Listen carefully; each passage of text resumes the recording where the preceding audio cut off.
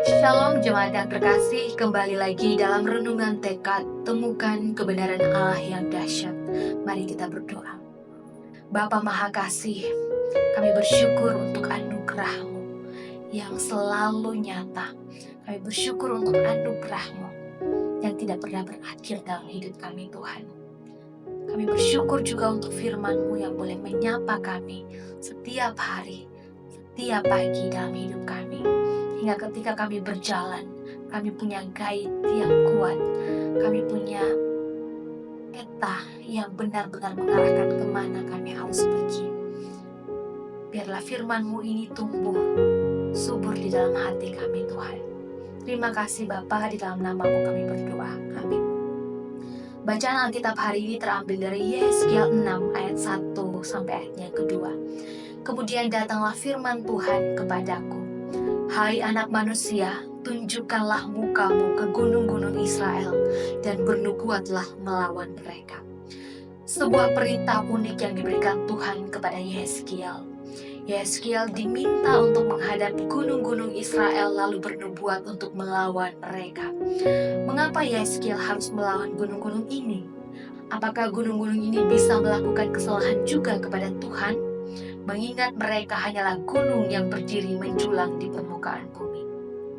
Sebenarnya perlawanan yang ingin Tuhan sampaikan melalui Yehezkiel bukanlah ditujukan bagi gunung-gunung tersebut, melainkan bagi kegiatan-kegiatan berhala yang dilakukan orang Israel di gunung-gunung itu.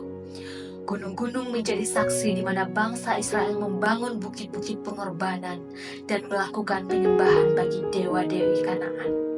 Tuhan sangat tidak suka dengan pemujaan berhala ini.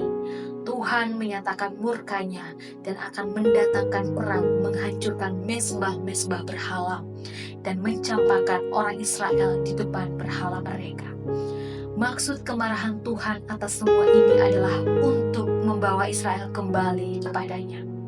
Israel perlu sadar bahwa apa yang mereka lakukan itu salah.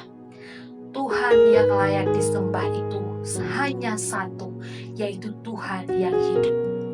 Namun berulang kali Israel menduakan hati Tuhan.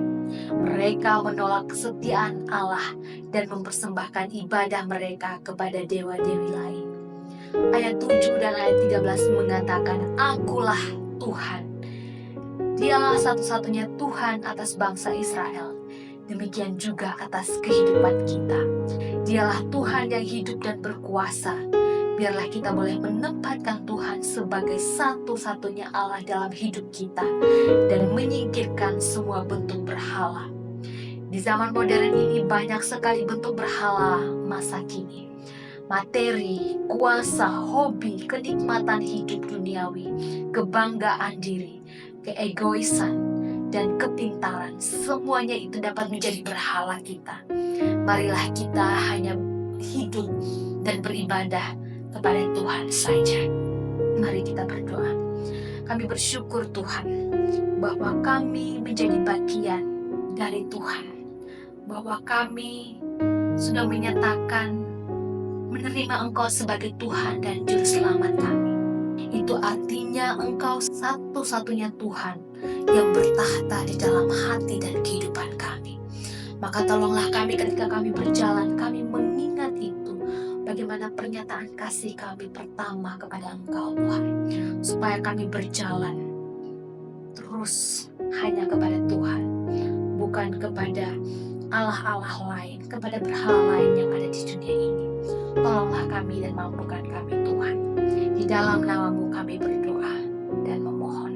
Amin. Selamat melakukan kebenaran Allah yang dahsyat. Tuhan Yesus memberkati.